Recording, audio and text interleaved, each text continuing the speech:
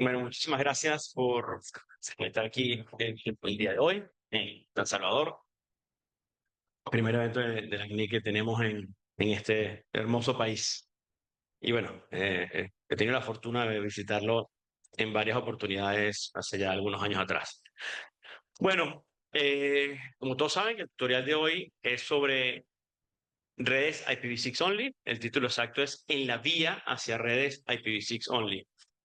Van a estar acompañándonos el señor Wesley Correa, de Brasil, que vive en Paraguay, el señor José Gregorio Cotúa, venezolano, que vive en Chile, y mi persona.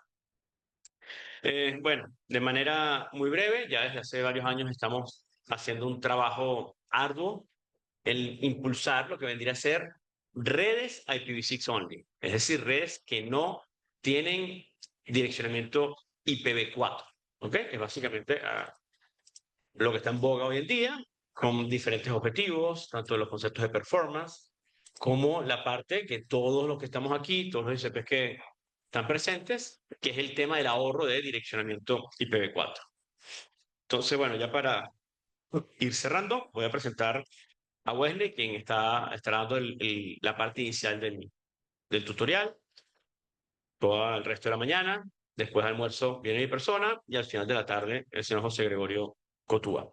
Bueno, Wesley es analista de telecomunicaciones por la Universidad Estácio de, disculpa si no lo pronuncié bien, de Río de Janeiro, Brasil. Tiene más de 20 años dedicado al mercado ISP, siendo más de 10 años en el tema de implementaciones y capacitaciones IPv6.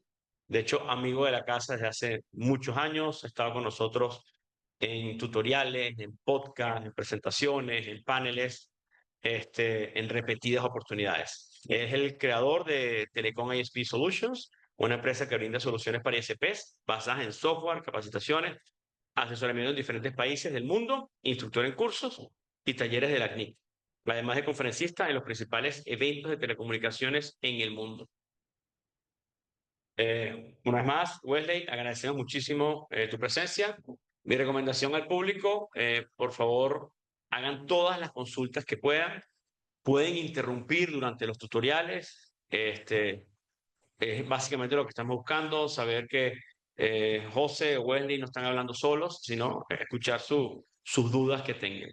Y bueno, ahora paso a presentar al señor José Gregorio Cotúa, quien es ingeniero electrónico, egresado de la Universidad Simón Bolívar en Caracas, Venezuela.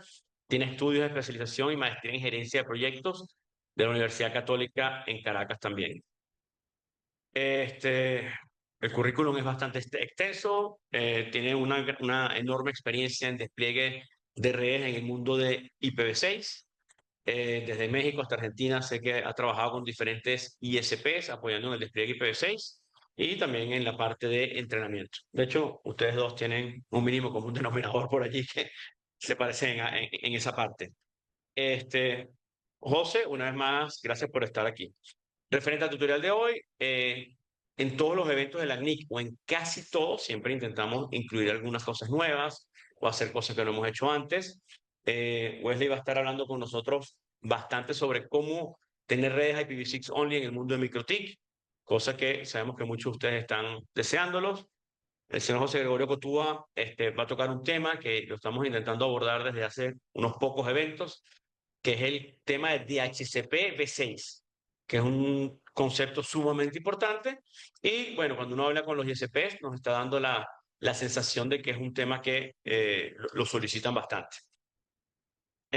También vas a estar hablando sobre enrutamiento nativo de paquetes IPv4 en redes IPv6 only. Y mi persona, ya para cerrar la introducción, yo voy a estar conversando con ustedes más adelante sobre redes mayoritariamente IPv6, primera vez que ese tema se da en este tutorial, y vamos a estar hablando también de DNS recursivo, IPv6 only, detrás de un NAT64, que lo vamos a hacer con todos los temas que estamos dando, van a tener su demo aquí en vivo, ¿ok? Entonces, bueno, una vez más, gracias por estar todos. Wesley, te dejo la palabra. No me abre el link. Tiene como el ID delante del Zoom. No, tiene que estar.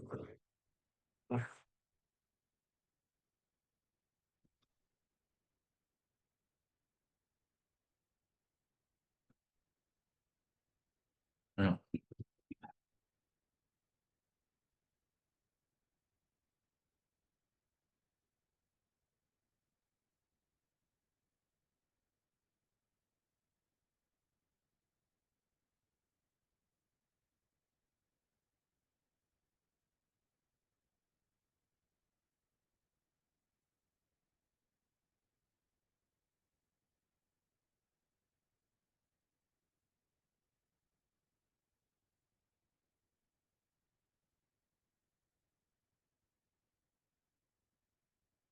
Pueden ver ahí la pantalla que estoy compartiendo por Zoom. No, No sé si... creo que ya había aparecido.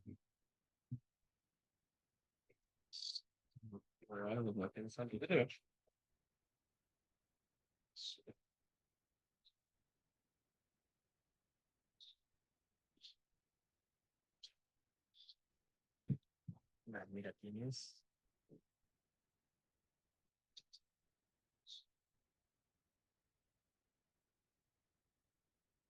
Cada uno. A ver. Perfecto. Trataré de hacer mi mejor. Estoy compartiendo por Zoom. ¿Sí?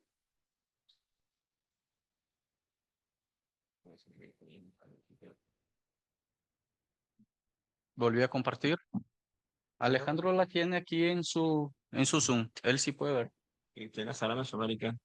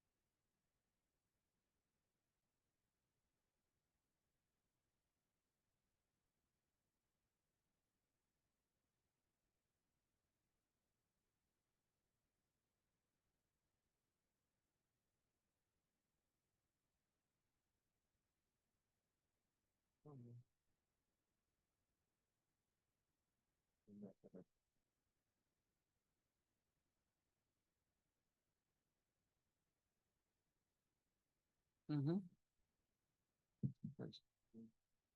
Un poquito más cerca.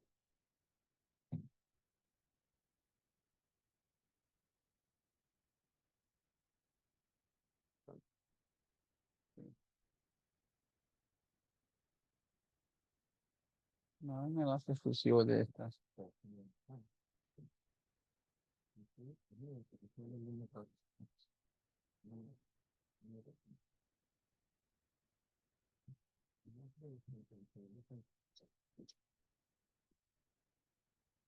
Stop share. Mm, backstage.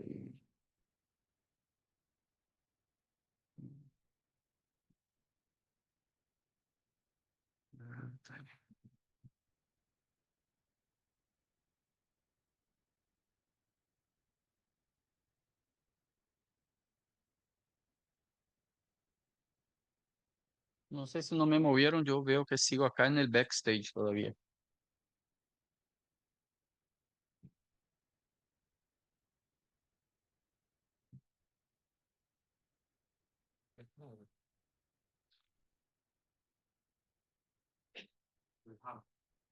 No, Wesley.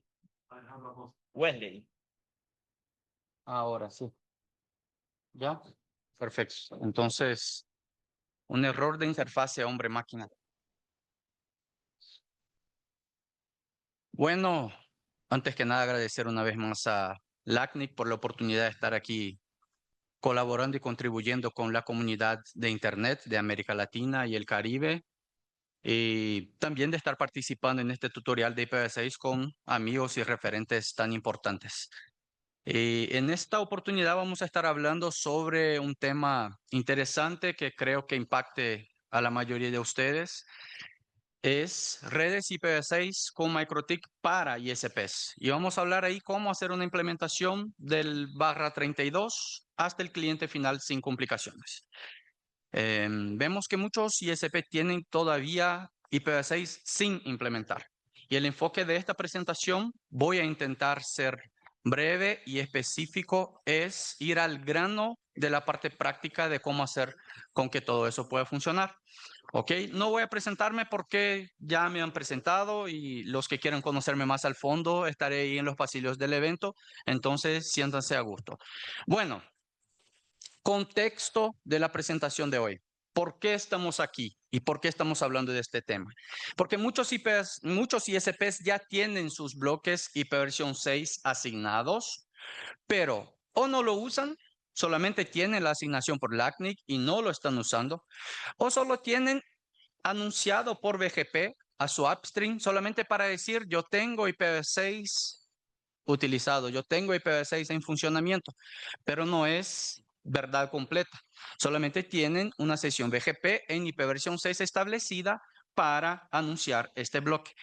O en algunos otros casos que son más curiosos todavía, lo tienen implementado, sin embargo, no lo tienen bajo las mejores prácticas. Y un ejemplo muy común, pero muy común, son ISPs que entregan solamente un /64 a los usuarios finales. Eso va totalmente contra las buenas prácticas de implementación del protocolo IPv 6. Y ahí les dejo un código QR que queremos que esto sea bien interactivo. Y yo quiero saber de ustedes, ¿dónde ustedes están? Entonces, si pueden escanear ahí este QR y contestar esta encuesta, básicamente lo que queremos saber es cuántos de ustedes usan MikroTik, cuántos ya tienen IPv6 implementado, ¿no? ¿En qué estado están? Y las respuestas son totalmente neutrales, no se identifica a nadie, no se pide correo, absolutamente nada. Es solamente para tener datos estadísticos. Y al final de la presentación vamos a mostrar cuál es el resultado, claro, el resultado micro basado en ustedes que están aquí asistiendo y quizás a los que están asistiendo de manera remota también, que les invito a que puedan participar. Bueno, ¿cuál es la realidad actual de la mayoría de los ISPs en el tema de IPv 6? Aunque algunos tengan el IPv6 asignado, aunque algunos tengan IPv6 implementado de manera parcial, la red de acceso sigue en IPv4. O sea, los clientes, los usuarios finales no están utilizando este IPv6. No hay IPv6 en el dispositivo del usuario. Los que quizás ya están un poco más avanzados, quizás tengan la CPE sin el IPv6 configurado. O sea, tienen su red interna, sus routers, administradores, servidores, DNS y todo, pero no tienen IPv6 en el usuario. Otros ya creen que no hace falta preocuparme con IPv 6 porque el IPv4 sí me funciona con CGNAT y creen que el CGNAT es la solución eterna. Y no se rían, porque eso es de lo que más escucho en mi día a día. ISPs que siguen creyendo que el IPv4 va a resistir para siempre. No es que el IPv4 va a morir mañana, sino que el IPv4 no soporta el crecimiento de la Internet, pero ellos siguen creyendo que sí. Y también observamos algunas fallas en la planificación de direccionamiento. O sea, solamente tiran bloques a la red, anuncian y hacen de su manera sin una documentación. Anteriormente algunos tenían documentación de sus bloques IPv 4 en una hoja de Excel, pero cuando hablamos de IPv 6 hace falta tener un software, un IPAM para documentar estos bloques. Y ya los que tienen full IPv 6, el reclamo que más escucho es lo siguiente. Tengo IPv 6, profe, en todos mis clientes, 100%, pero el tráfico de IPv 6 no sube. ¿Qué estoy haciendo mal? Entonces, vamos a abordar prácticamente todos estos temas. Algunos no será posible por el tiempo, pero la mayoría de estos temas sí. ¿Cuál es nuestra propuesta para este tutorial? Y tenemos aquí poco más de una hora. Entender cómo comenzar a usar un bloque 32 y llevar este direccionamiento hasta el abonado. Utilizando una estructura de red simple. Cuando yo digo una estructura de red simple, es una estructura modular de red ISP compuesta por borde, router de agregación o core, y el router de acceso. Entonces, un ISP debería tener como mínimo estos 3 routers en su infraestructura, como mínimo, para aislar todos los segmentos de red y para que esta sea una infraestructura escalable. Entender un poco los conceptos de la segmentación lógica y replicable, compatible, claro, con la ampliación de la red, porque todos ustedes quieren ampliar y no quieren verse atorados por no haber hecho una buena planificación. Configuración del MikroTik. Nos enfocamos en este vendor, pues es lo que la mayoría de los ISPs pequeños y medianos usan. Y estos son nuestro enfoque en este momento para que podamos subir esta gráfica de uso de IPv 6 y dejar todo listo a la producción. Una agenda un poco larga. ¿Aceptan ustedes el desafío? ¿Sí o no? Yo no quiero nadie durmiendo, gente. Que duerman, no duerman ni después del almuerzo porque vamos a tener aquí 2 charlas mejores. Dejen para dormir cuando vuelvan a sus casas. ¿Está bien? Y cualquier intervención, yo voy a intentar con mis 4 ojos estar aquí pendiente de ustedes cuando alcen las manos. ¿Está bien? Listo, empecemos. Disclaimer. Aunque la idea sea aquí presentar algo en MikroTik, no significa que todo eso que voy a presentar funciona solamente en MikroTik. Estamos hablando de protocolos que son estandarizados, tienen RFCs, tienen buenas prácticas y que estas son implementadas por la mayoría de los fabricantes de soluciones comerciales actualmente. Entonces sí, vamos a usar el MikroTik para nuestra presentación, pero esto no significa que no funcione en Cisco, en Juniper, Huawei, Nokia, Brocade, etc., Arista, y váyanse hasta donde quieran. ¿Está bien? Bueno, vamos a aclarar algunas dudas aquí porque necesitamos ecualizar conceptos. Un concepto que he visto de manera equivocada en Latinoamérica es el concepto de IPv6 nativo o de IPv6 nativo. Algunos creen que IPv6 nativo es lo mismo que IPv6 only y eso está mal. Vamos a ver, ¿qué es IPv6 nativo? IPv6 nativo significa que el ISP tiene IPv6 implementado en toda su red, desde el borde hasta el cliente y hasta el dispositivo del cliente. O sea, el dispositivo del cliente nativamente abre una conexión, una sesión TCP en IPv6.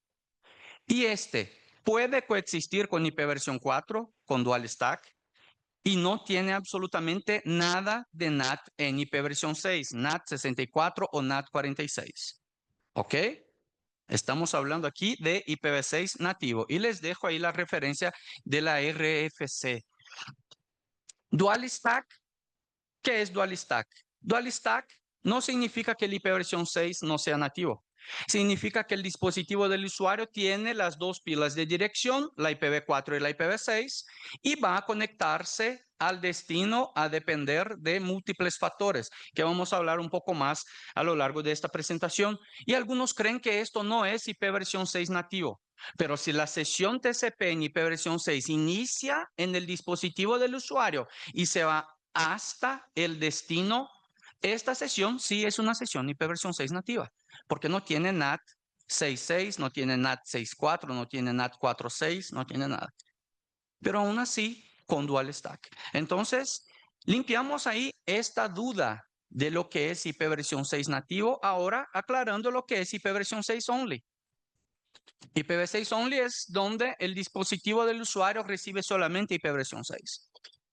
Y de ahí utilizamos técnicas como 464-XLAT, como NAT64, DNS64, para que los destinos que sean IPv4 puedan ser accedidos por un dispositivo que posee solamente IPv6. ¿Ok? Entonces ahora, este es el camino que debemos buscar. Porque intentar seguir con una red Dual Stack o con una red solamente en CGNAT no es la mejor práctica y menos todavía no es la más inteligente. Porque todos ustedes saben que cuando el cliente abre el reclamo y dice el WhatsApp no funciona y tenemos doble pila, ¿qué tenemos que hacer? Empezar a investigar por dónde este cliente se está conectando a su servicio de WhatsApp para de ahí empezar a hacer el diagnóstico.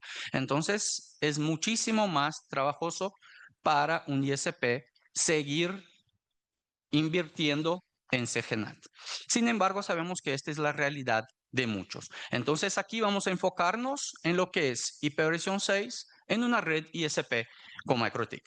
Bueno, ¿cuál es la arquitectura básica de un ISP que tiene o que está en crecimiento? Arquitectura básica es compuesta del BGP, estableciendo sesiones BGP entre el router del ISP con los upstreams, puntos de intercambio de tráfico, peers, PNIs, etcétera. Y este tiene la responsabilidad de anunciar el bloque /32. Tenemos luego abajo el router de agregación o el core. Este es el responsable por hacer el ruteo interno de este bloque IPv6, o sea, distribuyendo este bloque de manera fragmentada con los bloques o con los subbloques, subredes necesarias a cada POP o a cada ciudad. Y tenemos como tercer punto el router de acceso. Este pueden ser uno o más por zonas, por ciudades o por POPs, a depender de qué tan grande es un ISP. Este es el responsable por agarrar el bloque enrutado dinámicamente y hacer la distribución final, sea con 56, sea con 48. Eso depende de la implementación de cada uno, mediante DHCP, mediante PPPoE, pero hasta el PPPoE usa el DHCP para entrega de prefijos, como vamos a ver en la demostración. Bueno, ¿cuál sería el flujo del direccionamiento? Aquí no vamos a profundizar en estrategias de direccionamiento, en plan de direccionamiento, porque de verdad LACNIC tiene muchos materiales y invito a cada uno de ustedes a que pueda consultar estos materiales. Y la idea es agarrar este 32 asignado por LACNIC, hacer la segmentación necesaria basada en nuestro plan de direccionamiento y hacer la subdivisión entregando el bloque, el subbloque a cada POP o a cada zona. Aquí tenemos una lógica tentativa. No es para que ustedes sigan esto que hice aquí, porque nuevamente depende de un plan de direccionamiento, ¿ok? Pero del 32, por ejemplo, podemos entregar un pleca 40 a cada ciudad o región. De este pleca 40 podemos entregar un 48 a un router de acceso, podemos entregar hasta el 40 al router de acceso y del 48 podemos entregar a un cliente corporativo, una empresa, por ejemplo. Y ahí tenemos la descripción que un 48 contiene 256/56. Entonces, si necesitamos atender más que 256 clientes con /56, nos toca hacer el plan de direccionamiento. Por eso les refuerzo, no hay cómo seguir una receta de torta en ese aspecto. Hay que entender realmente cómo funciona el protocolo. Y aquí en nuestra simulación vamos a entregar el 56 al cliente final, al usuario hogar común y corriente. ¿Ok? Bueno, espero que todos sigan despiertos ahí y si hay dudas, por favor, alcen mano.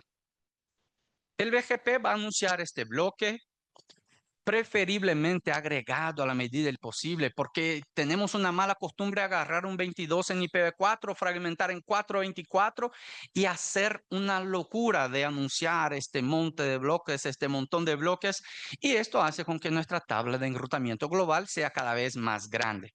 En IPv6 ya he visto esto porque algunos tutoriales de internet enseñan a agarrar el 32 y a fragmentar en diferentes 40 o 48 para anunciar esto. Esto es una tontería. No hagan esto. No hagan. Solamente para abrir un paréntesis y explicarles a ustedes por qué no deben hacer esto.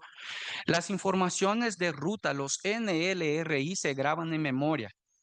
Y cuanto más fragmentada está la tabla de enrutamiento, más memoria va a ocupar de nuestro routercito. Entonces, si tenemos una tabla de enrutamiento pequeña, un router pequeño es capaz de manipular y trabajar con esta tabla. Y este es el problema que estamos pasando hoy por la fragmentación del IPv4. Ya siguiendo, el core va a ser el enrutamiento interno, va a ser la puerta enlace de la red, de los routers administradores. Y ya en el acceso podemos utilizar el DHCP PD solo o con PPPoE para la entrega de los prefijos. Y en el cliente, la CPE agarra este prefijo 56 y tratará de subdividirlo en sus redes 64. Hasta aquí llegamos en este diagrama. Un diagrama muy simple. Con todo eso que hablé, parece que es un algo estupendo, absurdo, imposible. No, es un diagrama simple. Tengo aquí 3 CCR conectadas una a la otra y aquí, claro, omití lo que sería la OLT. Puse ahí la CPE conectada directamente al router administrador y el dispositivo del usuario. Fácil. Es un escenario muy, pero muy simple que cada uno de ustedes puede implementar. Esta jerarquía nosotros ya hablamos, dejé nuevamente documentado para que ustedes puedan tener. Incluso este material estará disponible, está creo que ya disponible en el sitio del evento. Ustedes pueden descargar para usar como fuente de consulta. ¿Por dónde vamos a empezar? Por el BGP. No vamos a profundizarnos aquí en BGP porque BGP es un tema larguísimo. Sin embargo, es importante aclarar algunos temas. Cuando hablamos de BGP en IP versión 6, incluso vamos a tener una presentación hoy muy interesante sobre cómo enrutar bloques IP versión 4 a través de redes, sesiones BGP en IP versión 6, pero cuando hablamos de BGP en IP versión 6, normalmente estamos hablando de sesiones independientes. Y la mayoría de los fabricantes actuales ya implementa el BGP con soporte IP versión 6. Entonces no hay mucho lío en esta parte. Entonces es simple subir y establecer una sesión. Aquí en nuestra simulación nosotros vamos a anunciar el bloque asignado vía BGP y la configuración es muy similar a la de IPv4. Muchos no han implementado todavía porque no, IPv6 tiene muchos números, tiene letras, tiene eso, tiene aquello. No, es muy, pero muy fácil y muy práctico. ¿Ok? Aquí tenemos el ejemplo básico de la configuración de una política de exportación en BGP. Y está todo documentado. ¿Ok? ¿Cómo se hace la política? No voy a profundizar en esto nuevamente porque BGP es un tema largo, pero aquí dejo y esto todo enfocado en la versión 7 del MikroTik. ¿Está bien? Entonces, aquí creamos la política, después creamos el prefix list para la exportación del prefijo, creamos una ruta estática en Blackhole. Esta ruta estática en Blackhole es una curiosidad. Yo llevo más de, no sé, 15 años, 20 trabajando con BGP y esa fue una de las primeras cosas que aprendí. Un router BGP siempre debe tener una ruta estática en Blackhole del bloque anunciado a través de su sesión con la mayor distancia posible, porque en el caso de fallo del protocolo IGP, por ejemplo, del OSPF, que no me puede entregar un camino hacia aquel bloque, mi BGP pierde la información de ruta y deja de anunciar a la DFZ. Y todos ustedes, o creo que la mayoría de ustedes saben de esto, que el tiempo de actualización de la tabla de DFZ puede tardar hasta 5 o 7 minutos. Entonces, a veces por un sacar y meter un cable, perdemos una ruta, el flap del BGP deja de anunciar y se anuncia a toda la internet que aquel bloque no existe. Pero ya volviste a meter, entonces el BGP necesita enviar un nuevo mensaje de update para hacer conocer nuevamente este bloque.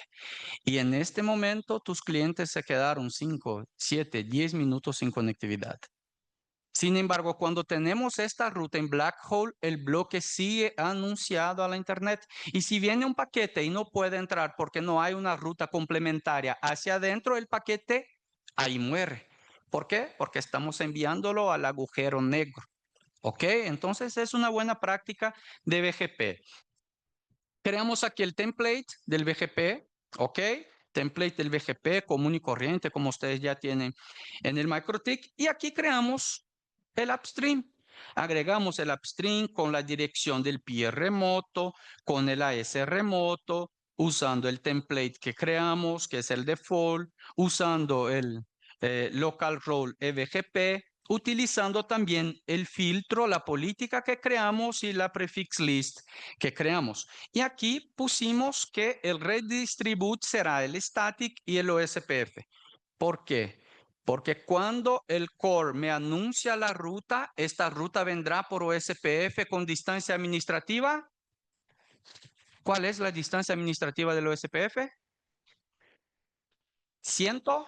110, perfecto. Y yo tengo esta ruta con distancia 254 como una ruta estática. Entonces, ¿cuál será la ruta válida o la información de ruta válida en mi tabla FIB, mi tabla de encaminamiento? La del OSPF, porque tiene la distancia administrativa más corta. Sin embargo, si pierde el OSPF, la ruta 254 sube a una ruta activa y el bloque sigue anunciando normalmente. ¿Ok? Bueno, ahora vamos a ver cómo funciona esto. Perfecto. Aquí yo grabé todo esto que les estoy diciendo y vamos a explicar qué se está haciendo aquí en esta parte del tutorial. Básicamente yo tengo 3 routers MikroTik cerrados. Ustedes están viendo ahí que incluso me está pidiendo para crear la contraseña. Bueno, entonces aquí voy a configurar. Déjame poner aquí, ahí, perfecto. Estoy configurando nada más el ROMON aquí para acceso por ROMON.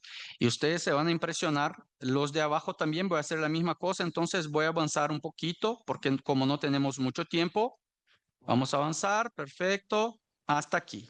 Listo. Y aquí, ¿qué estoy haciendo?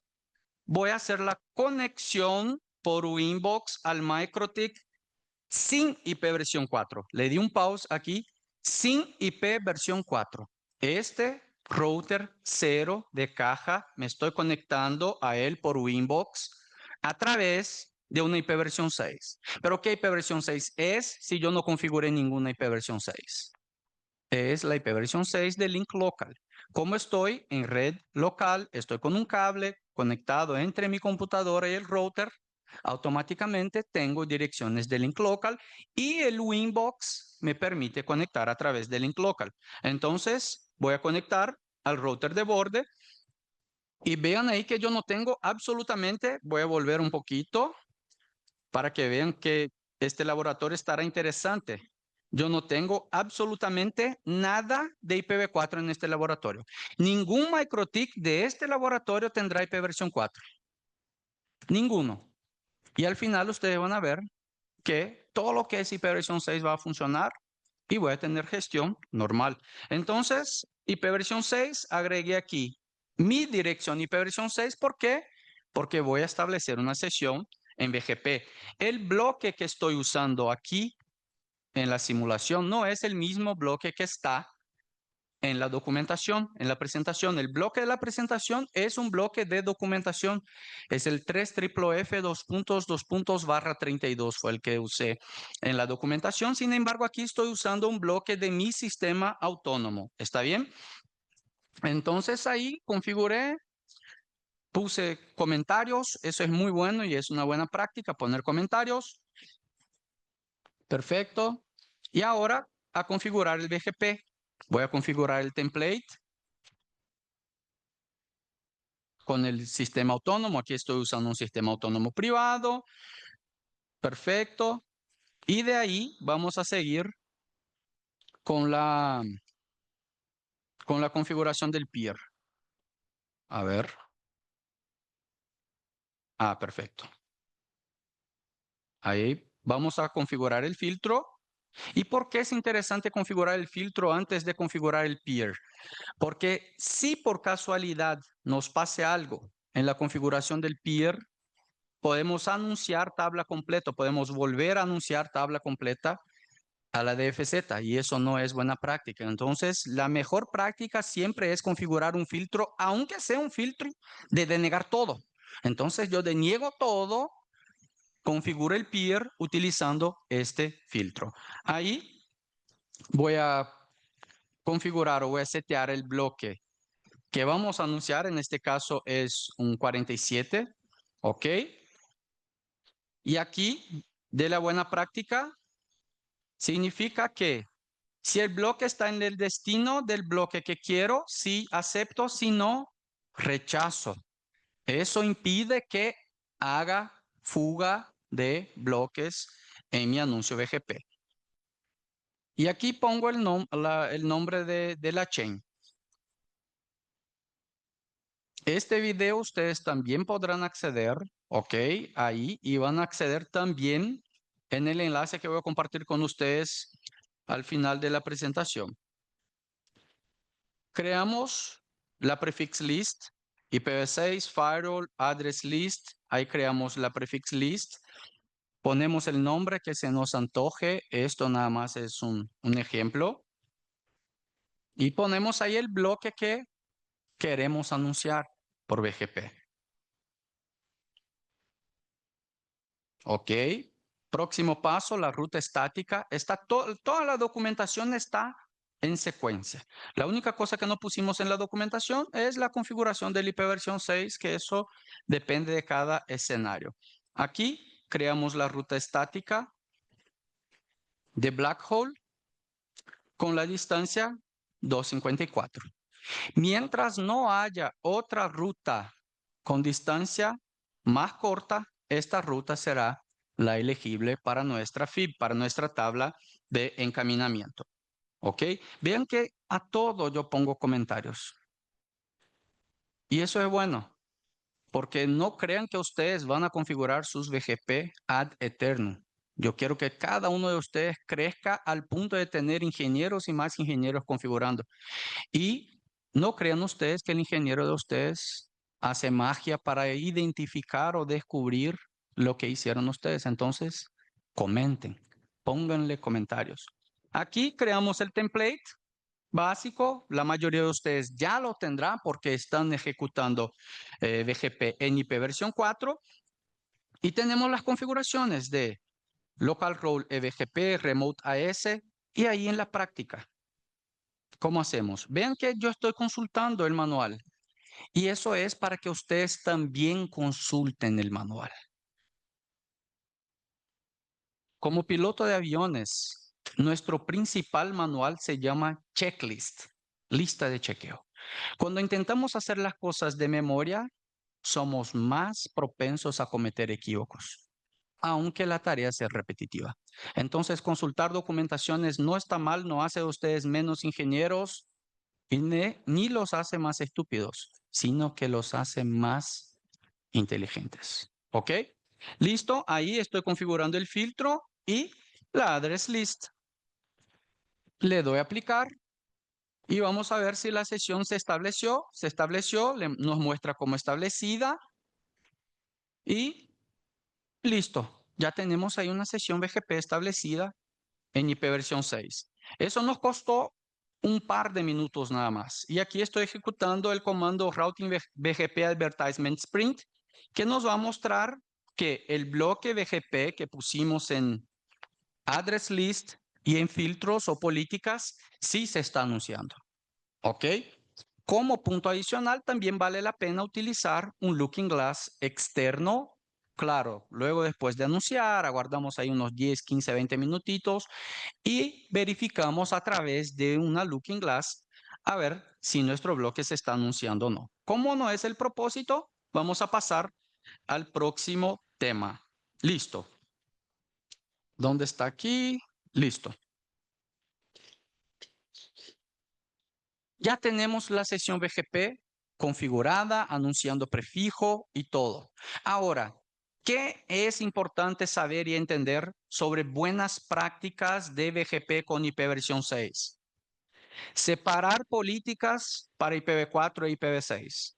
Aunque algunos fabricantes permitan ponerlo todo en una misma política, todo en una misma regla, después a los ingenieros de ustedes tendrán que hacer magia negra, para descubrir qué ustedes hicieron en la configuración del router. Entonces, separar las políticas. Filtrar prefijos de Bogon, hacer quizás un max prefix list si no tenemos mucha capacidad de procesamiento y de memoria en nuestro router de borde. Entonces, estos son prácticas. Anunciar solamente lo asignado, el 32 o subbloques agregados.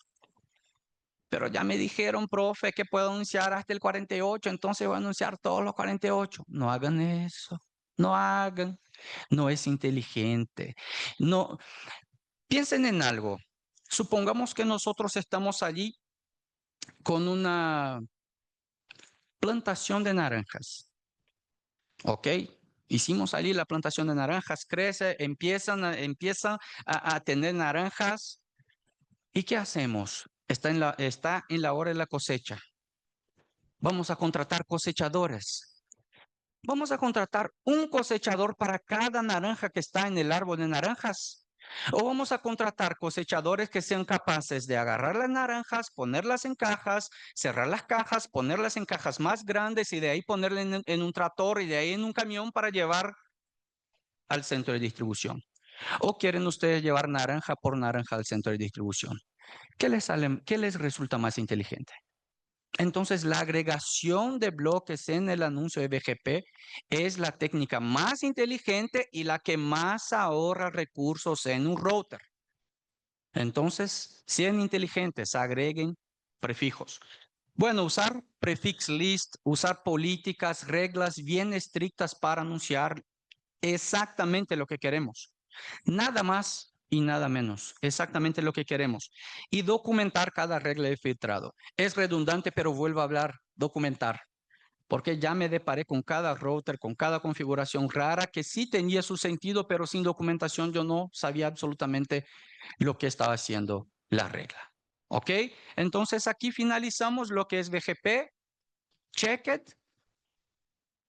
Sesión establecida. Perfecto. Cumplimos 33%. Vamos a ponerle 30% en nuestro laboratorio. Entonces, avancemos. Ruteo IGP. Hablamos ya del BGP, de la importancia de anunciar correctamente todo lo que es nuestro, no anunciar demasiado y tampoco anunciar menos de lo que necesitamos para el funcionamiento, pero ahora necesitamos hacer con que este bloque empiece a transitar en nuestra red interna.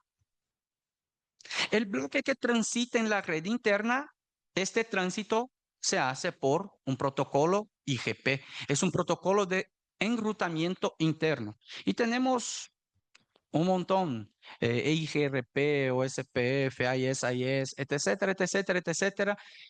Sin embargo, vamos a tratar aquí del OSPF versión 3, que es práctico, rápido, eficiente y funciona. Creo que es lo que todos nosotros buscamos, ¿verdad? Entonces no vamos a agregar capas de complejidad en nuestro escenario, sino tratar de dejar lo más sencillo posible. Y ustedes van a ver qué cosa más curiosa hace el OSPF versión 3, que es el enfocado en IP versión 6. Vamos a ver qué hace en el laboratorio. Bueno, la parte de configuración. Configuramos la instancia. Aquí hay que identificar qué es el OSPF versión 3, el router ID, y aquí yo puse un originate default always, porque este OSPF en el borde, ok, estará enviando una ruta default al core. Aquí, déjame hacer el login nuevamente.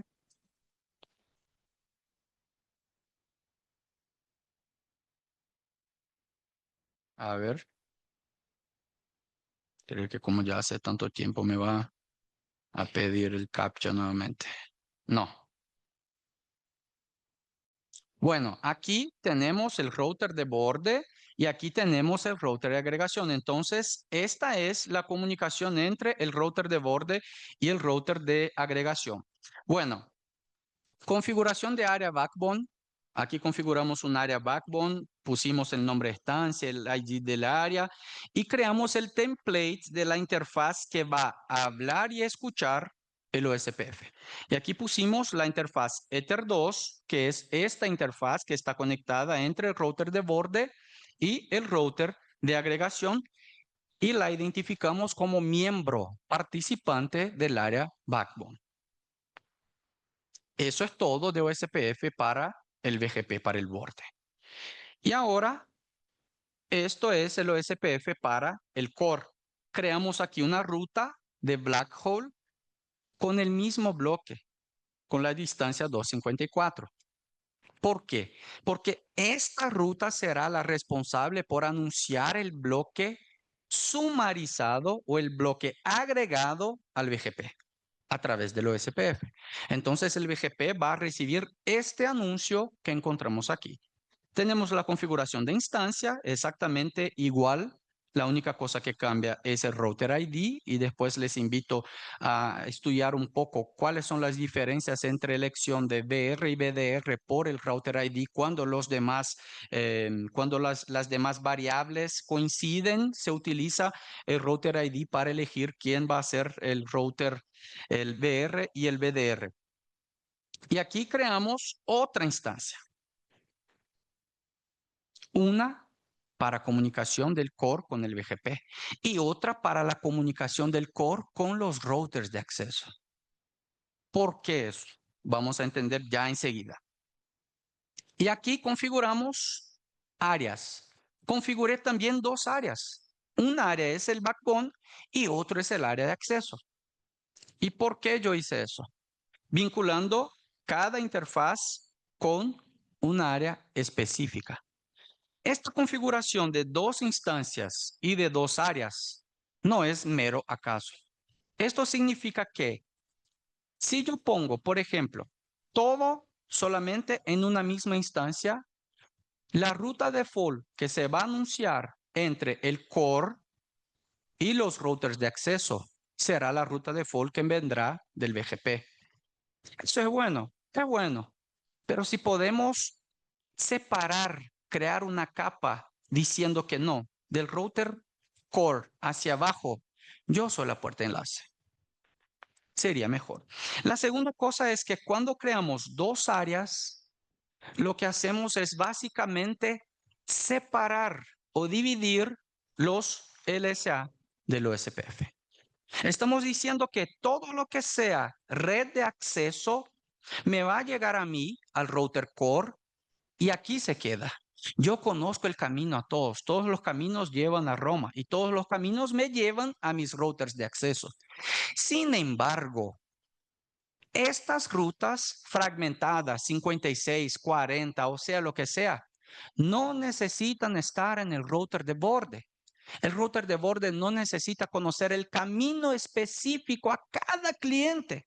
No, esto es tarea del router de agregación.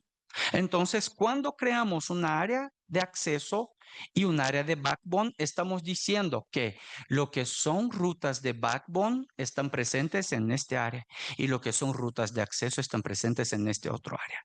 Y yo soy el oráculo que conoce ambas áreas, que conoce las rutas de ambos lados y que voy a hacer todo este show, toda esta vaina funcionar. ¿Ok? Bueno. Vamos ahora a ver esto. ¿Dónde está el video? Gente, son tantas pantallas. Voy a encontrar. Aquí está. Perfecto. Listo. Ahora, configuración del OSPF en el BGP. ¿Cómo sería? Aquí estoy en el router de borde. Entonces, voy a configurar el OSPF. Y vean qué curioso. ¿Se dieron cuenta que en ningún momento yo puse aquí configuración de IP versión 6 en interfaz? No puse. No hay. No hay IP versión 6 en interfaz para establecer el OSPF versión 3. Pero ¿cómo esto funciona entonces? A través de las direcciones IP versión 6 de link local que ya vienen configuradas en el router.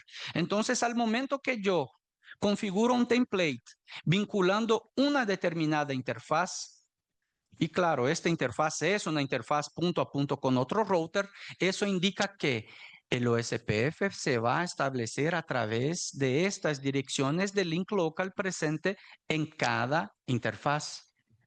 ¿Ok? Y ahí vamos a crear el área. Ya configuramos allí la instancia, ahora el área. Perfecto. Esto en el BGP, en el router de borde. Ahora vamos a configurar la interfaz que escuchará y hablará este OSPF.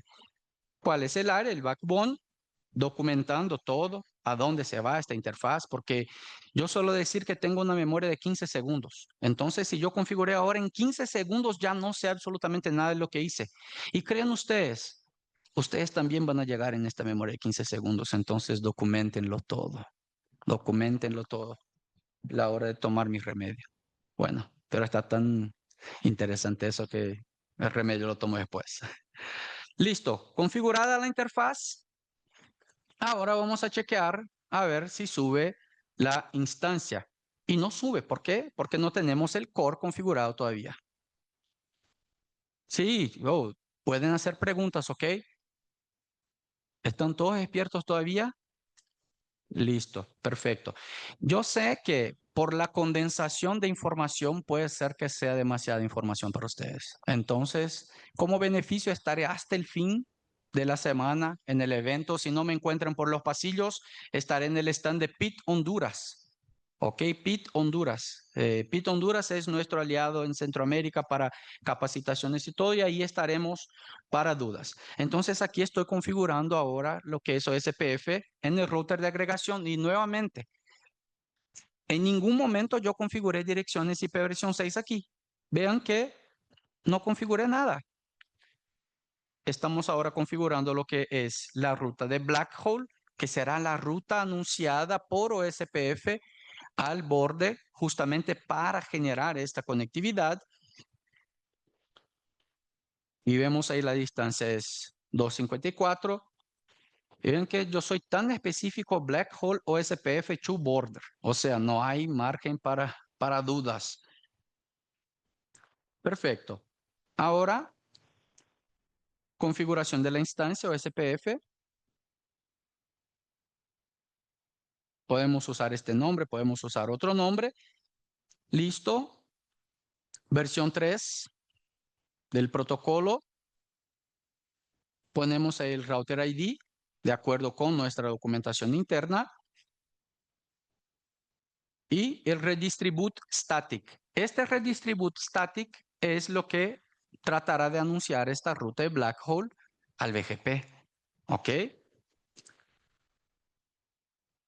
Creamos área.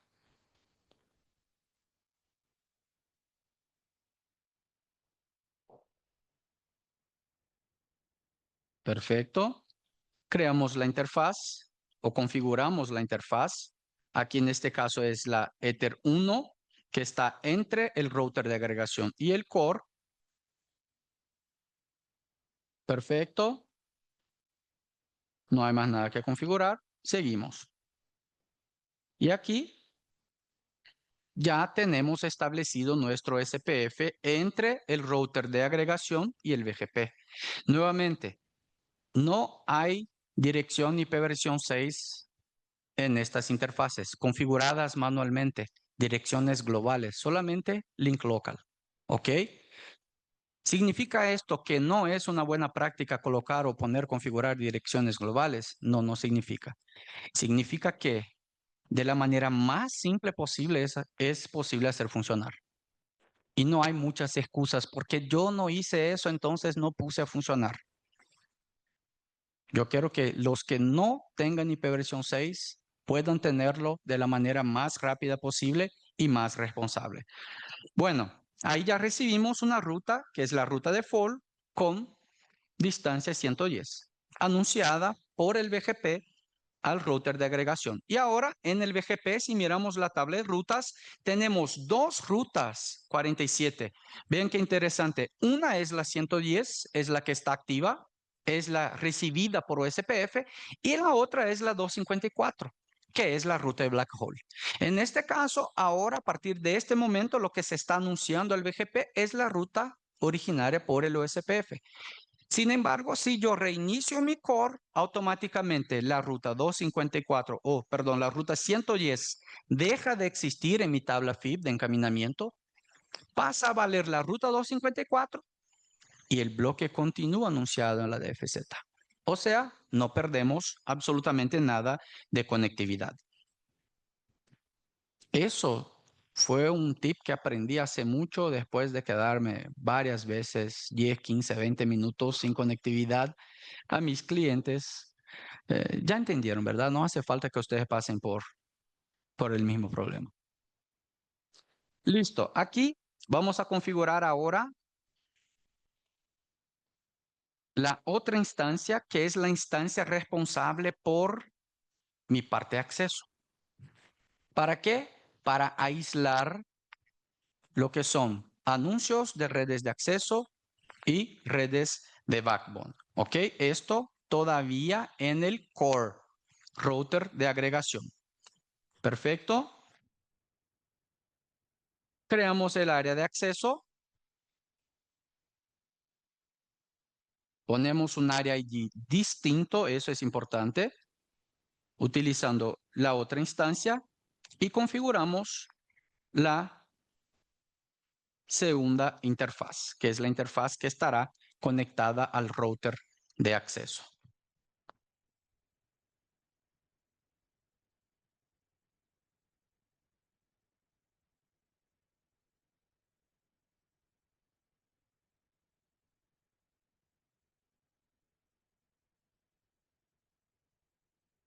Área distinto, puerto distinto. Listo. Déjame aguardar un poco y ahí le doy un pause para explicar un concepto interesante. Y aquí no tenemos vecinos porque justamente no tenemos configurado lo que es el router de acceso todavía. Entonces, en esta parte, ¿qué tenemos aquí de configuración? Tenemos una configuración que nos permite que este router de agregación pueda atender a múltiples routers de acceso. Aquí tenemos, ¿dónde está? Aquí, perfecto. Tenemos nada más un router de acceso que está simulando una ciudad, pero si tenemos, no sé, 40 ciudades, no importa. Cada ciudad en un VLAN distinto, conectada directamente en capa 2, tenemos ahí, claro, hay posibilidad en capa 3, hay posibilidad de transitar áreas o SPF, pero estamos enfocándonos en el simple, porque la mayoría de los pequeños y medianos no tienen múltiples áreas o SPF.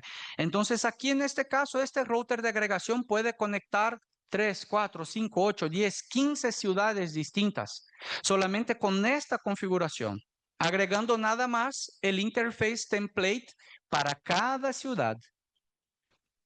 Y todo el trabajo sucio de sumarización de rutas, anuncio al BGP, anuncio generación de ruta por defecto, todo ya está contemplado en estas pocas líneas de configuración que hicimos. En el material están las líneas de configuración y en el video, como les mostré, la parte de ejecución. Perfecto. Y ahora hablemos de lo que son buenas prácticas del OSPF. Definir un único router ID de 32 bits para cada router. ¿Quiénes hasta este momento creen que el router ID del OSPF es una dirección IP versión 4? ¿Se les han enseñado esto? En el router ID hay que poner la IPv4, el router no. El router ID no tiene absolutamente nada que ver con IPv4, salvo en el caso de que la instancia necesite un router ID por A o B motivo y va a elegir, puede elegir una IPv4 del router como router ID. Pero no significa que ustedes necesitan configurar una IPv4 que esté accesible, que reciba PIN como router ID. No, es un identificador que coincidentemente tiene 32 bits, muy parecido a un IPv4, pero no es una IPv4. Mantener una topología jerárquica entre área backbone y áreas de acceso. ¿Se pueden multiplicar otras áreas? Sí, puedo crear un área solamente para clientes corporativos. No sé, eso depende de ustedes. Sin embargo, no debemos, próximo punto, inyectar prefijos de clientes en el área de backbone de OSPF. El área backbone, como dice el nombre, es un área específico para transitar el bloque sumarizado y bloques que sean importantes para el trabajo de la red. Entonces, nada de cliente se debe transitar ahí de manera aislada, suelta o granularizada. Redistribuir BGP o SPF y rutas estáticas solamente cuando necesario. Y aquí hemos visto un caso que sí es necesario e incluso nos provee redundancia, nos provee resiliencia, que es anunciar el OSPF y el estático con distancias diferentes y eso nos va a ayudar a que si una ruta falla, la otra complementa. También usar autenticación en las interfaces OSPF. No usamos aquí, no hicimos por el tiempo, pero es recomendable, es una buena práctica. usar autenticación en interfaces OSPF, porque ahí evitamos que una interfaz, porque ya como no pusimos dirección IP, dejamos solamente la interfaz, puede ser, no debería pasar, pero puede ser que alguien se mete en la red y haga ahí una locura. Bueno, culminamos otros 30% de nuestro laboratorio. ¿Por qué? Porque ya llegamos, o sea, el bloque que empezamos allá en el borde, ya lo trajimos hasta el router de agregación, más de mitad del camino. Y ahora nos faltan los routers o nos faltan los routers de acceso. Y este es el último segmento de la red, no del perímetro completo. ¿Ok? Entonces, aquí llegamos a que algunos les gusta DHCP o IPOE, otros les gusta PPPoE, y hablemos un poco de las particularidades de cada uno. No voy a profundizar mucho en el tema de DHCP porque Cotúa va a hablar mucho sobre DHCP, incluso presentar una solución fenomenal de DHCP para IPv 6, pero algunas particularidades son: el DHCP permite hacer delegación de prefijos completos, 56, 48, etcétera, a un CPE. Eso es buenísimo. Y también podemos usar el Neighbor Discovery o el ND para entregar informaciones adicionales como puerta enlace, como DNS a la CPE. ¿Ok? Entonces eso es muy fácil configurar. No hay secreto, no hay grandes magias, no hay nada que les resulte difícil hacer una entrega de un prefijo IPv 6 por DHCP. En conjunto es una red simple. ¿Cuál es la debilidad del DHCP en el MikroTik bajo mi punto de vista? ¿Ok? Bajo mi punto de vista personal. No estoy diciendo que nadie deba usar el DHCP. Sin embargo, si en el ISP de ustedes necesitan hacer contabilidad de tráfico para los clientes, o sea, ponerle un límite y si este cliente consumió o descargó más allá de 1 tera, yo voy a reducir la velocidad de este cliente a no sé cuántos megas. El DHCP en MikroTik no te entrega la contabilidad. Principalmente si estamos usando doble pila. Entonces vamos a tener informaciones desencontradas entre IPv4 y IPv6, no se van a mezclar, no vamos a poder sumar, no se podrá hacer la contabilidad. Ahora, fuera de este detalle, funciona muy bien. Ya he tenido en escenarios reales de ISP más de 8,000 clientes en un único MikroTik utilizando DHCP. Clientes hogar, más de 8,000. ¿Ok? No me pregunten cuál es el MikroTik porque esto es secreto de estado.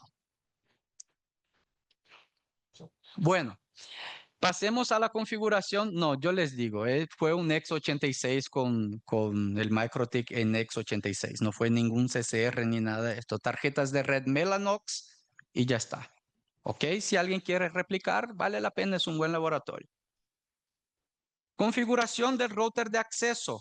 Vamos ahora al router de acceso a configurar lo que es el OSPF. Y van a ver que igual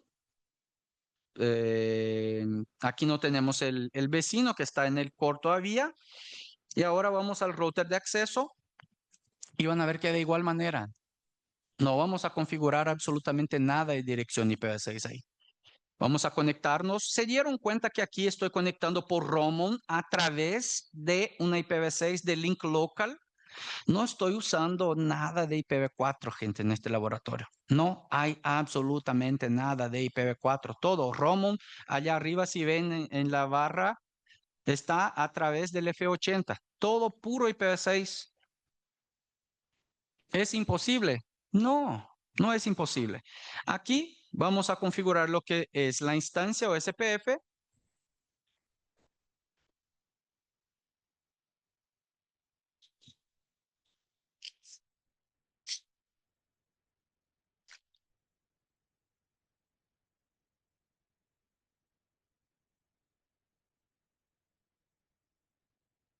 Pausa. aquí está la magia negra. Redistribución del IPv6 por el OSPF. En el caso del router de acceso, es necesario hacer la redistribución de rutas conectadas, estáticas y de HCP. ¿Por qué conectadas y estáticas? Conectadas, por ejemplo, si tenemos allí, si creamos una red específica para atender un servidor o alguna demanda, alguna necesidad, esta es una ruta directamente conectada y necesitamos anunciar esta ruta. Entonces, ahí están las conectadas. Estáticas. Supongamos que en un escenario típico queremos anunciar un bloque específico a un cliente. Supongamos que es un cliente ISP y está saliendo aquí de este router de acceso. No es buena práctica, gente, pero supongamos, es nada más para que podamos meterle una idea. Entonces, pusimos un 64 entre este router de acceso y el cliente y yo quiero enrutar un /40 a este cliente. Entonces, esto sería una ruta estática. Luego yo necesitaría anunciar esta estática. Esta estática, por definición, no debería estar en el área de acceso, pero es nada más para que ustedes entiendan cuál es la efectividad de esta redistribución. Y el de HCP significa que todas las rutas de HCP, o sea, los clientes que reciban, requisiten de HCP y la ruta sea agregada automáticamente en la tabla del MikroTik, se anuncia el core. Entonces, sigamos. Sí, las delegadas.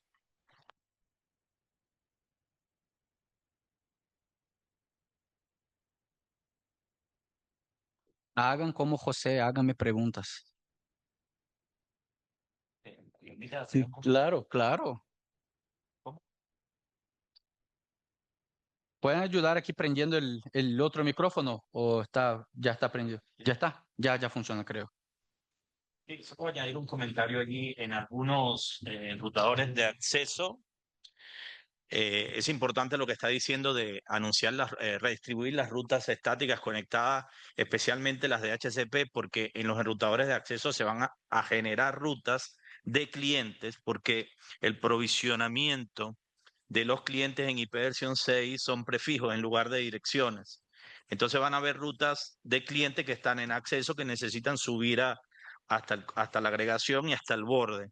Lo que quería comentar es que en otros routers ese check de HCP se llaman rutas UNR, si mal no recuerdo ese nombre.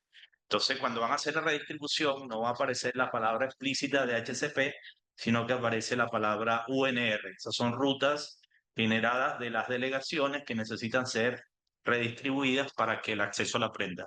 Gracias. Perfecto, no, ahora ya me prendieron ese y ya tenemos dos. Gracias. Listo. Y ahí seguimos con la configuración de área. Ven que en este router de acceso nada más estoy creando un área de acceso. Porque si es un router de acceso, no estaré enrutando aquí nada de backbone, absolutamente nada. No hace sentido crear un área de backbone. Pero hay casos que sí, ustedes van a redistribuir otras redes y ahí, claro, voy con el escenario típico de cada quien, van a hacer la configuración de áreas adicionales. Claro. 16.000 abonados. Yo anuncio esos 16.000 testigos al corte de manera desagregada o agregada. Sí. Buena pregunta, aguanta un poquito que en la parte de buenas prácticas voy a hablar de este tema. Y es una buena pregunta, ya imaginaba que vendría una pregunta así. Aquí, área de acceso, perfecto.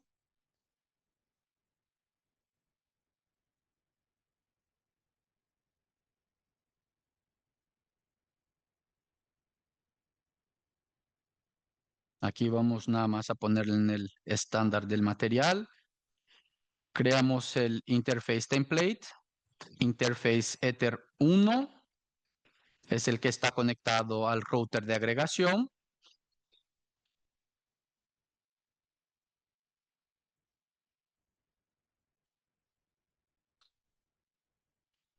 Aguardamos un poco, mi ansiedad no me deja guardar. Mi ansiedad no me deja guardar. Yo estoy revisando todo para hacer absolutamente nada porque sería nada más aguardar el tiempo. Y ahora aquí voy a dar un pause nuevamente para que veamos la tabla de rutas de IPv 6. Entonces yo tengo una ruta por defecto, puerta enlace, distancia 110, recibida a través del router de agregación. Y tengo una ruta sumarizada también recibida de la red que estoy anunciando, también 110, que fue redistribuida por el router de agregación. Y está bien ahí esa ruta. Y aquí, claro, estarían todas las demás rutas de los clientes que se conecten. Y eso vamos a ver ya enseguida. Aquí ya estamos en la parte de acceso del video. ¿Y dónde estoy yo? Aquí. Perfecto. Listo. Entonces, ya creamos la parte de conectividad. Entonces, prácticamente ya tenemos conectividad entre el borde y el router de acceso. Todo va funcionando a través de IPv 6 sin absolutamente nada de direcciones IPv 6 literales, direcciones globales configuradas. Nada. Solamente usando lo que es link local. ¿Ok? Listo. Y ahora vamos a configurar lo que es el DHCP justamente para entregar lo que es el acceso al usuario. ¿Ok? La configuración del DHCP es simple. Creamos un pool. Este pool va a contener nuestro bloque sumarizado. ¿Ok? Y de este bloque vamos a generar las delegaciones. Aquí en este caso las delegaciones se generan como 56. ¿Ok? Y después creamos el servidor de HCP vinculado con este pool. Claro, a la interfaz que va a atender el cliente. Y en el caso de las redes FTTH, ustedes sería al VLAN de servicio. ¿Quiénes aquí usan FTTH? FTTH sería directamente al VLAN de servicio. ¿Ok? Listo. Vamos a seguir. Una pregunta todavía. Ya. Y no sé si hay preguntas ahí por el. Los que están conectados en el chat también pueden enviar preguntas ahí. No sé si hay alguna pregunta, pero será un placer contestarles. Aquí estamos creando el pool. ¿Ok? Entonces yo puse allí que el nombre del pool es PD, puse la red y cuál será la longitud de sus redes de delegación o sus redes delegadas a los usuarios. Y ahora, crear el servidor, todo técnicamente ya funcionaría.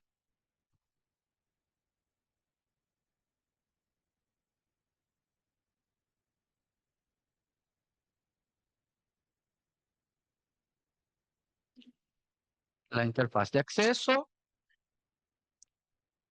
que es justamente la interfaz ETH2, que está conectando nuestra CPE. Y allí donde dice Address Pools, hay un bug en Windows versión 7, no sé qué, que aunque hayamos creado el pool, no nos aparece. Entonces tenemos que meter aquí el nombre del pool y sí, nos funciona. ¿Ok? I love you, one topic. En la versión 20. Perfecto.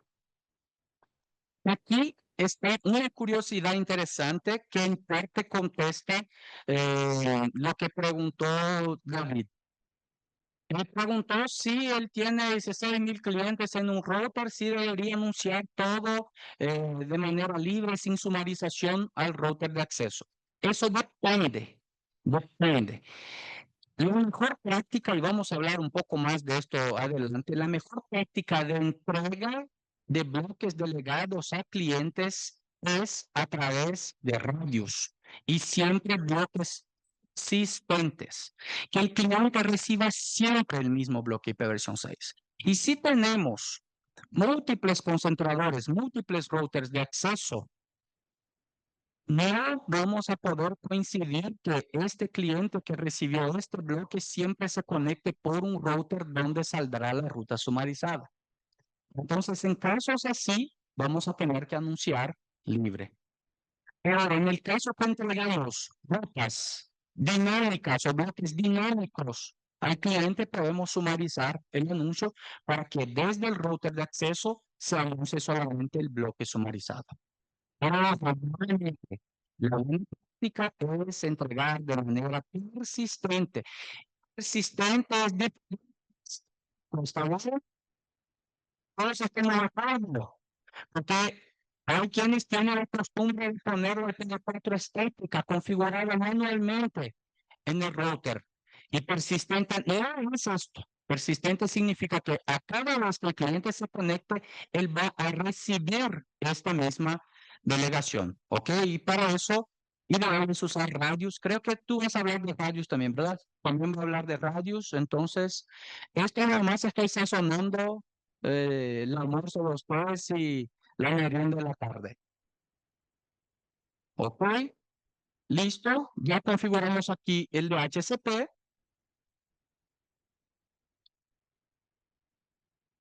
Y ahora vamos a checar en el dispositivo del usuario.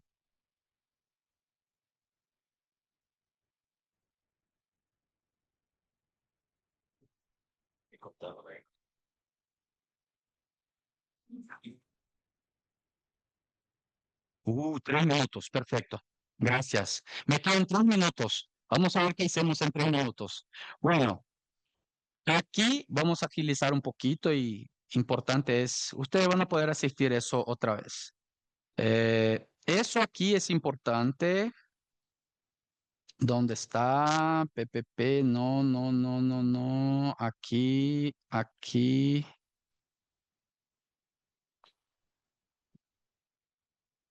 Creo que está un poquito más adelante. Bueno,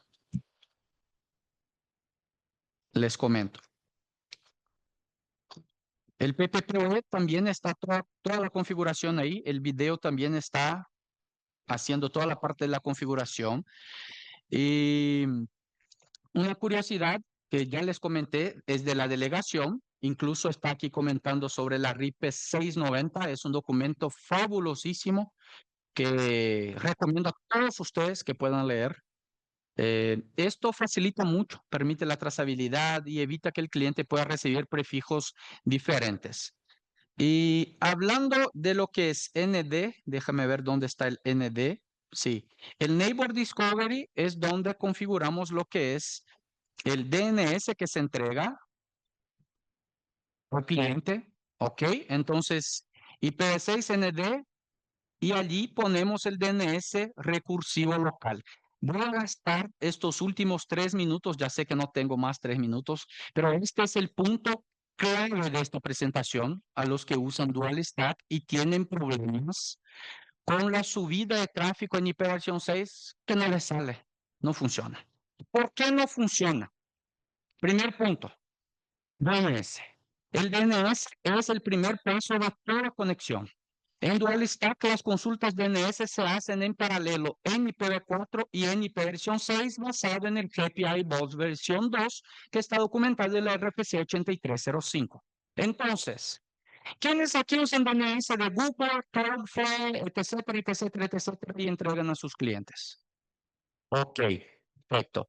Ustedes van a entender aquí por qué esto va prácticamente todo el producto de IPv6 de ustedes a perder. Cuando no tenemos el DNS LP4 6 entregado al cliente proveniente del mismo servidor y preferiblemente de un servidor local, podemos tener diferencias o incompatibilidades en las respuestas del DNS al dispositivo del usuario. Y como el API Boss hace cálculos para definir ¿a quién voy a hacer la petición antes? ¿Cuánto tiempo tengo que esperar? Si el IPv6 o el DNS de versión 6 tiene la latencia más alta que, que el DNS o la respuesta de versión 4, esa petición, esa sesión TCP, se hará o se iniciará en ipv 4, aunque en los extremos tengamos IPv6. El dispositivo del usuario tiene, el sitio web tiene o la aplicación tiene. Si el DNS no está local y si no tiene el mismo tiempo de lamentablemente eso puede poner en problemas la evolución de tráfico de IPv6. 90% de los casos que yo agarré de profe, yo tengo IPv6 en todo por 30%. DNS local, IPv4, IPv6. En el DNS local entregamos DNS IPv4 a IPv6 al dispositivo del usuario y ¡boom! El tráfico sube. Y no es magia negra. Es protocolo. Se pregunta.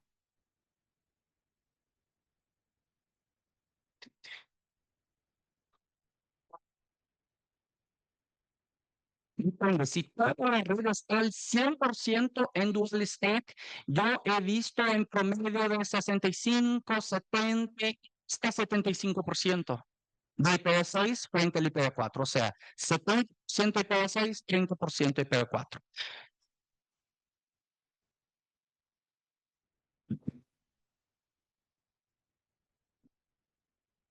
Sí, a nivel del mundo, porque independientemente de si tienes cachés internos o no, si el destino tiene IPv6, va a funcionar y los mayores proveedores de contenido sí lo tienen. Sí. Jordi Palet. Hay que encenderlo. Está aprendido ahí hace rato. Ahora sí. Jordi Palet, al final, en realidad, cuánto tráfico IPv6 vas a tener va a depender de qué destinos usan tus clientes. Si tus clientes mayoritariamente están utilizando Google, Meta, Netflix, etcétera, etcétera, todos esos proveedores de contenidos ya tienen IPv6 y todos los cachés normalmente deberían de estar habilitados con IPv6. Con lo cual, si tu tráfico hacia esos destinos es el 90%, vas a tener un 90% de IPv6. Ya estoy finalizando.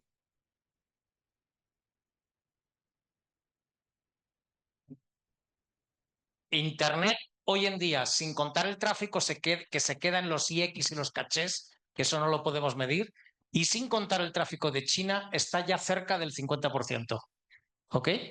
Lo que pasa es que ten en cuenta que hay muchísimo tráfico en China, entre otras cosas por obligaciones legales que tienen los ISPs de desplegar IPv6 y además IPv6 only si no pierden la licencia antes de final del 2027. Con lo cual te puedes imaginar que la aceleración de despegue de IPv6 en China va a correr mucho más que el resto del mundo. Pero el problema básicamente es que no podemos medir el tráfico de los cachés, de los IX. No te van a dar esa información y no sabes cuántas copias del mismo vídeo se ha descargado. ¿Ok? Con lo cual esa medición es siempre relativa. Yo pienso que ahora mismo estamos por encima del 60% si incluimos China, probablemente incluso más. Sí. Pero eso es realmente muy difícil de medir. Y lo que sí yo tenía una duda del tema de DNS Wesley, porque me suena que ahí se está mezclando el concepto de transporte de DNS con lo que es la respuesta al query de 4A de la. De hecho, yo soy una de las personas que he trabajado más en Happy Eyeballs y aunque no soy coautor del RFC que mencionabas, pero he contribuido mucho a ese tema y estoy trabajando ahora en el grupo de Happy Eyeballs de IETF, que estamos haciendo la versión 3 de Happy Eyeballs, sí, que va a incluir no solamente IPv6, sino también Quick, es decir, transporte UDP. Perfecto. En realidad, cuando utilizamos Happy Eyeballs versión 2, que es el que se está utilizando mayoritariamente, y eso viene por defecto en navegadores o a veces en sistema operativo, te da igual dónde estén o quiénes sean los resolvers de DNS. Porque lo que se mide es que cuando haces el query, lo que tarde la respuesta del A y del 4A, pero normalmente esa respuesta va a venir del mismo. Sería muy extraño que viniese de diferentes. Y ya he visto varios casos que vienen. Pues eso es una configuración, ¿no? Incluso del sistema operativo. Justamente Del sistema operativo, no de la red. No es un problema de la red. De la red, por ejemplo, si un ISP entrega un DNS y entrega otro DNS. Aquí yo pregunté los que usan Google, usan Cloud, pero usan DNS distintos. Entonces no es... ¿Distintos de qué? Esos NP4 y NP6 distintos. Entregan un DNS sí. Eso es el error. Es que estamos confundiendo transporte de DNS con respuesta de DNS. Sí. Si tú tienes varios DNS configurados en el sistema operativo o en el router, etcétera, la pregunta se va a hacer siempre al primero de ellos. Y si el primero no contesta, se va a hacer la pregunta al siguiente. Pero al que se le pregunta al A y el 4A. No a uno se le pregunta al A y el otro el 4A. Estamos hablando no de transporte, sino de información. Es imposible. Es el resolver el que le da esa información. Y es raro eso que comentas porque justamente yo he leído, contribuiste y perfecto, yo he leído un par de veces y me dice que las dos consultas se hacen en simultáneo y que en cuanto a la primera respuesta, justamente El mismo DNS, aunque tengas configurados múltiples DNS, se hacen en simultáneo al mismo Ok. DNS. yo, Sí, da igual. Da exactamente igual. O sea, tú estás consultando un nombre y te va a devolver un A y un 4A. Y es la misma respuesta en realidad. ¿Ok? Lo que sí que puede ocurrir es luego cuando ya intentas contactar con el A o con el 4A. Eso es otra cuestión. Pero la respuesta de DNS no tienes ahí en realidad esa diferencia de respuesta porque no consultas a DNS diferentes. ok. Bueno, vamos a hacer un comentario. Yo necesito ahora nada más terminar mi presentación porque me faltó la cerveza del DNS. Por si me corrigen. Es importante estos 4 puntos aún, priorizar estos 4 puntos, pero este punto es lo que a mí me resulta. También me resulta. Porque hay una muy grande de los ISP que tienen servidores DNS local, que meten o dicen que su salida consulta a los bots son 4 y la mayoría de las veces